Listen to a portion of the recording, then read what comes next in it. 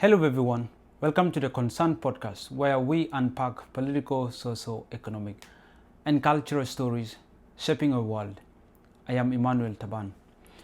Now the government of the Republic of South Sudan has come to a consensus, has come to an agreement that it will not extend the transitional government of national unity, that the country will actually head for an election next year in December 22nd.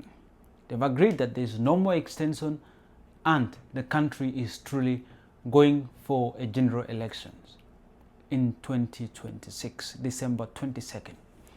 And they have said they're ready to go for that elections without a permanent constitution for the country, without a population census being carried out. They're ready to go for it. So that is the agreement that the government has said. So, and when I talk about the government here, I mean the transitional government, the government that encompasses all the warring parties to the agreement. The government, the SPLM in government, the SPLM-IO, the former detainees, the South Sudan Opposition Alliance, and all other functions that are part of the agreement. They have come to a consensus that they are not longer going to have an extension of the transitional government of national unity, meaning they are going to have an elections next year in December 2026. Now in this video, I want to try to explain to you the dangers of South Sudan heading toward an election next year in January without a permanent constitution and without population census being carried out.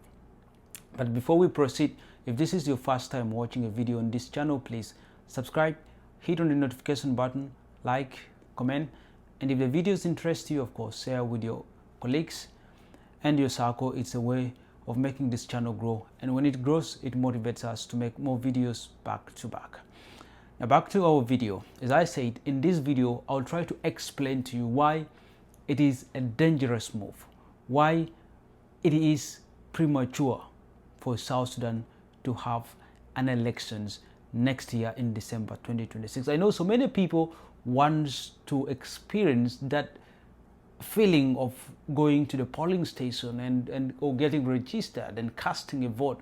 I mean, majority of South Sudanese have never done that. Perhaps those who are old enough, they only did that during the referendum or perhaps in 2010. But majority of South Sudanese have never get into contact with a ballot paper or in a polling station. They've never done that. And so many of them are very eager to have this experience one day. But going to an elections in a country like South Sudan without a permanent constitution, without population census carried out, it's a very dangerous move. And I'll explain to you. One, without a permanent constitution, we all know that a constitution of a country is a supreme rule book of a state. And therefore, if South Sudan decide to go for an election next year, when we only have transitional frameworks in the names of the South Sudan Transitional Constitution, when we only have frameworks like the Revitalized Peace Agreement, if we go into an election with these transitional, with these documents, this legal document, when we go for an election, it is very dangerous because one, in an instance where a government is elected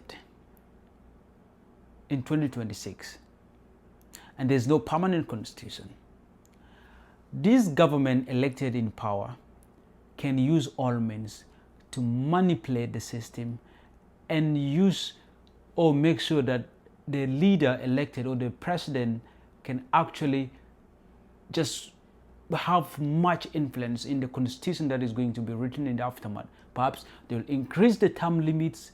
They might even go away with age limit. They will even go away with they will give the president lots of powers. And there's nothing you can do about it.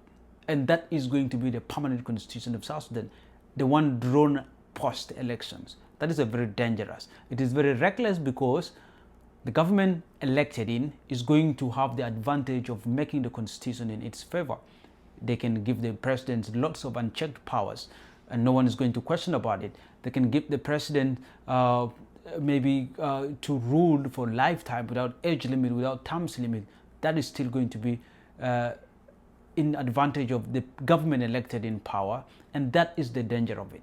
So having a constitution before an election is very important because it is going to guide the government that is going to be elected. But in an instance where we don't have a permanent constitution, then I feel that it is reckless and dangerous, because it's obvious that the government elected is going to have much advantage. It's going to have an upper hand in manipulating and influencing the constitution that is going to be drawn or going to be made post-elections, and that is not okay.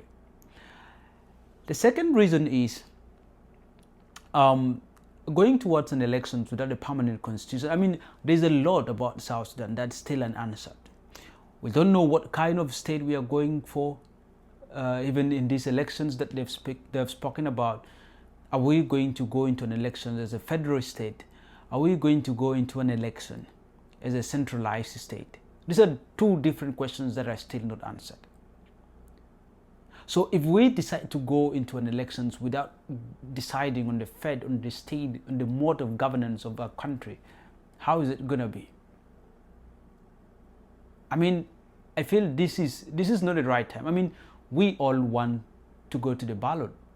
We all want to go to the polling station and cast our votes. But I feel the right time has not yet come for South Sudan to go towards an election. Another reason why it is dangerous to go for an elections without a permanent constitution is that in case the country maybe produced a lot of candidates that will be contesting or running towards this presidency, and in an instance where one of the candidates felt that they have been actually not favored in these elections, they have been maybe rigged, there is not going to be legal procedures in which this candidate will actually present their dissatisfaction, because a constitution is usually the supreme rule book of a country. So if we don't have a guidance on which a dissatisfied candidate can present their complaints to the judiciary, and I think it is going to anger the person who has lost the election, and therefore they can opt for other alternative of solving that problem, of which we all know the danger, and that alternative, which will be, of course, using firearms, which is not the best at all. That is the danger of going towards an elections without a constitution. But even going towards an election without population census, I mean, what is the basis of going for an election? I mean, for conducting a population census before an election? One is that the population census enables the Electoral Commission to come out how many people are going to vote. I mean, the country has been growing for the last 10 years, and the population of the country has not been updated. Majority of the, some of the people in the country left it. They are staying in refugee camps, and we don't know how many people are in the country. Population census would actually give us the exact number of voters, registered voters. And that number of registered voters will actually inform the results of an election. And people can have an idea of how many votes are casted during an elections, or how many votes they have gotten as an individual candidates. And in case there is some kind of irregularities, they can have the evidence to go and present their complaints. But in an instance where we lack all the demographics of an election, the number of voters, those who have casted the votes, I mean, how are we going to determine the results of an election? That does not make sense. The absence of population census, again, I mean, if at all there is population census, that is where we will draw the number of constituencies. We will know that this state is mainly concentrated. It has this number of people, and therefore in a specific state we're supposed to have this number of constituencies, and when we have this number of constituencies we're supposed to have this number of members of parliament that represents them. But without population census, how are we going to allocate constituencies? What is going to be the determinant? How are we going to know that there is this number of people living in this specific state, and this number of people are supposed to be led by a particular member of parliament, or it's supposed to be a constituency of its own because it has attained the maximum number that is required for a place to form a constituency. How are we going to know that without population census? Never. It is through population census that we get to know about the number of people living in a specific place, and therefore it informs us on how we can actually distribute resources effectively to these people. So how is the government going to be formed, yet they don't know the number of people living in a specific area? How are they going to carry out, provide services to these people? How are they going to distribute resources equally to these people?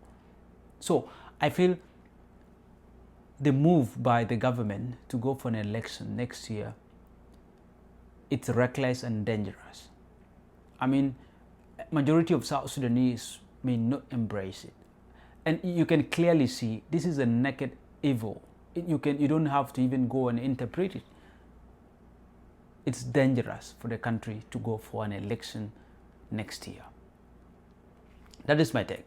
So thank you so much. If you feel that the country is ready to go for an election, write on the comment section. Give us the reason why you feel South Sudan should go for an election next year. And if you have the same opinion or view like me, that the country is still not ready for an election, then also write down in the comment section and let's see what your thoughts are. Thank you so much. Until next time, I am Emmanuel Taban and this is the Concerned Podcast.